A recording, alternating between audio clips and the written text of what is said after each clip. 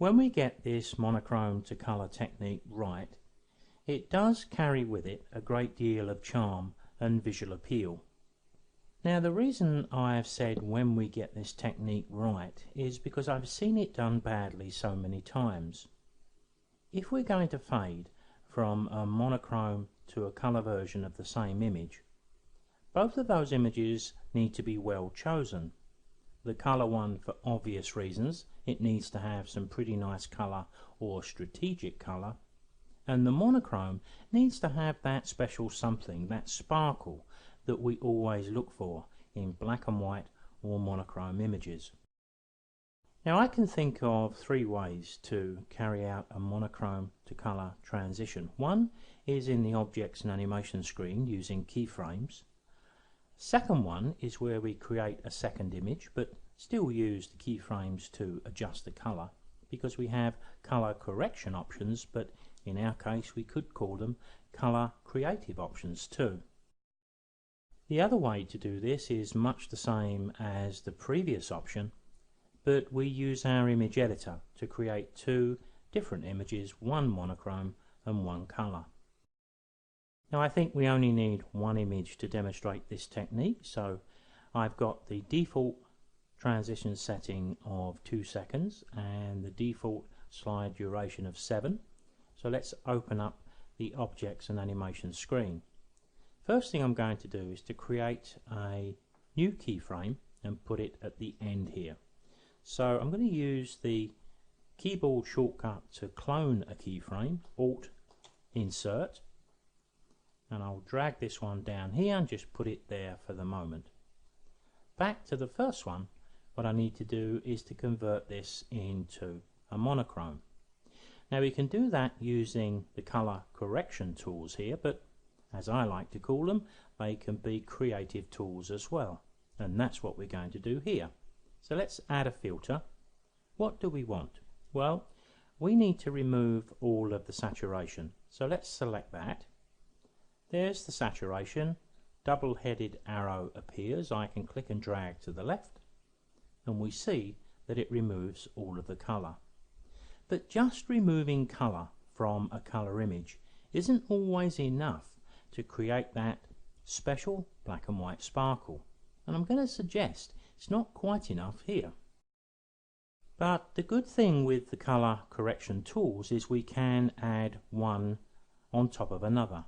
So if I go back to add a filter, I can go to my brightness and contrast, and I may need to scroll down to see the options, but I'm just going to brighten the image a little bit, but more importantly adjust the contrast and tweak the brightness again, and you can see what I'm doing. I'm trying to get a nice bit of sparkle into that picture, and that looks pretty good to me. Now that's really all there is to it, to the basics of monochrome to colour, because if I press play, then our image goes from black and white to colour over the 7-second period.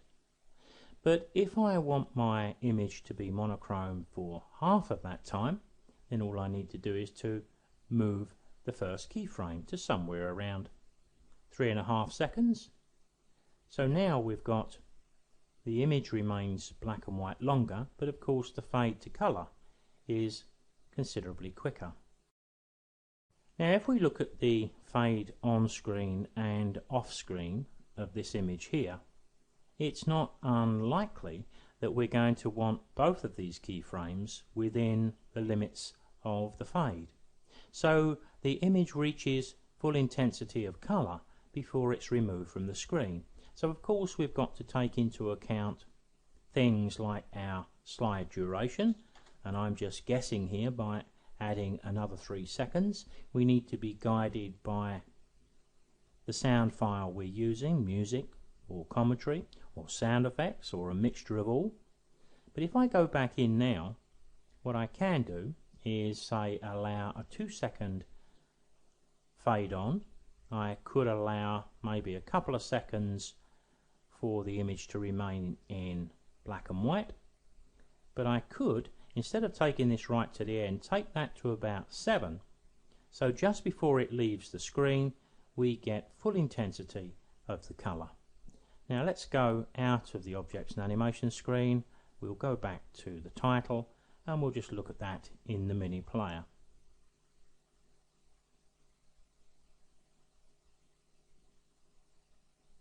Because we've got to make a judgment on whether we think the move from monochrome to colour is about the right speed, but I think it left the screen a little bit too quickly.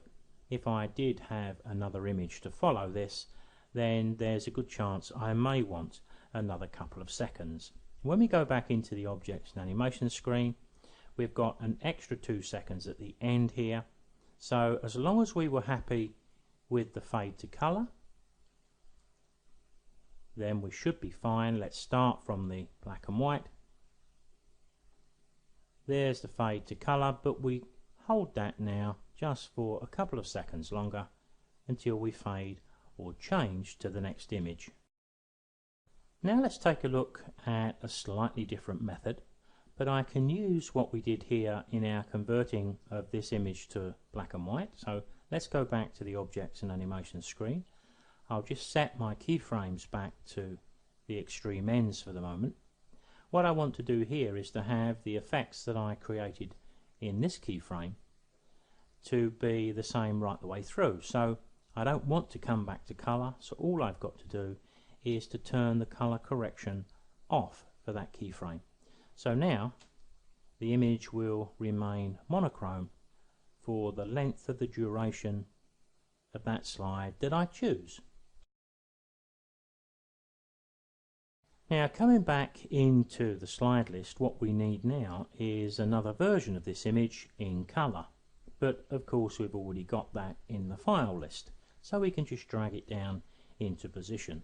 The reason I like this technique so much is because it allows me to change the transition style. I'm not stuck with a standard fade.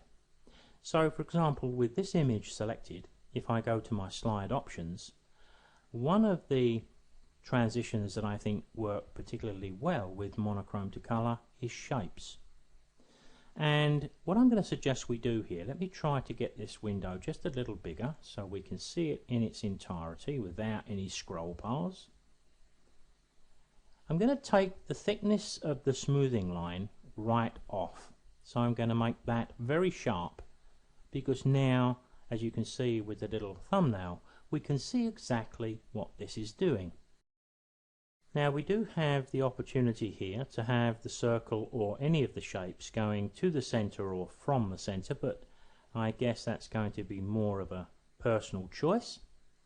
There's the other shapes that we have, but I can't say that I've ever used them, to be honest, but I have used the circle quite a bit, because down here I can target the circle exactly where I want it. So if I move this slider to the left, I can put the circle over to the left, and I think if this one is moved to the left, I think the circle goes up. There you can see it. Let's make this a little bit longer so we can see it a little bit slower. So there you can see where it's coming up on our screen here. And let's look at it to the center. And I don't think that's a bad place to have that. I'm sure we could move it a little bit one way or the other, but of course the next thing we've got to do is to make the edge soft again, and again that's going to be a personal choice, but there you can see it's very, very soft indeed. So I'm going to OK this and come out, but I am going to go into my timeline to set this up. If we're not going to use keyframes to determine when the colour image changes from the monochrome, of course we need to do it here. So that's going to be influenced by the music choice we've made, but let's have our black and white on screen for a few seconds, let's say to about there.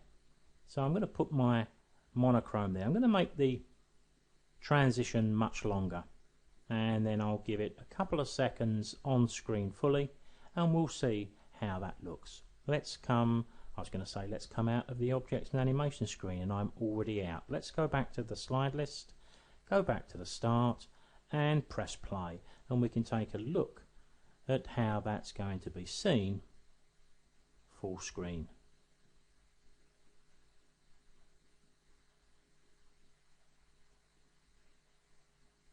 Now you can see the colour beautifully, it almost melts into the picture, so I think that looks pretty good, even with a transition of around 8 seconds. But of course I'd like to see it the other way round, so I'm going to go back to my slide options and just work from the centre, and I'll start from the black and white this time, just to give myself a feel for how it looks this way, to make a judgment on what I like best. I think I like that one, to be honest. But you can see that the shapes transition with the soft edge, it almost makes the colour melt into the monochrome. So it's quite a nice way to achieve this technique. If I ask the question, what makes a good monochrome image? Well, generally speaking, a good colour one, as long as it's got good contrast and a good range of tones. But there's a number of ways we can use our image editor to create a monochrome image.